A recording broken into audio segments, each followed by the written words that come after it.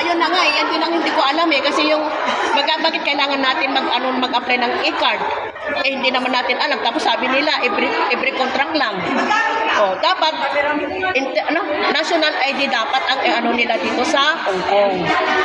Yun. Diba? Ngayon, cut-off tayo. Wala Cut off tayo. na naman. Nandito pa rin ako kahapon. Balik ngayon. Tapos balik na naman, wala pa rin. 10:30 pa lang. Mag-11 Diba? pa lang. Di na tayo pinaka. Wala, nag-cut off na. Wala pang 10 o'clock cut off na. Kasi 500 na higit na yung nasa loob. Tapos ang haba ng pila sa labas pa. Eh, ang init-init. Hindi makayanan ng... Nakakit ako! Lumabas ako kagad kasi ang init sa loob. Hindi ko kaya. So, useless lang din pala yung mga kaibigan ko na mamaya pa. Na-stress punta dito. Oo. Oo. Anong oras ako nandito? Ako, inagaan ko nga. Alas 10, umalis na ako sa bahay Taiwan. Oo. Dating dito, wala din. Ang aga-aga ko pang nagising kasi sabi nila dapat kailangan 9 o'clock kasi ang open. Kailangan nandito ka na. Pero mas marami pa ngayon ang tao kaysa kahapon. Kaya ang ginawa namin kahapon, nagkape ng nagkape. Libre ang kape. Video tayo doon. Libre ang kape.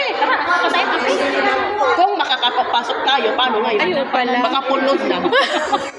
Try natin pumasok. Gusto nyo? O, tara. Tara. Okay, okay.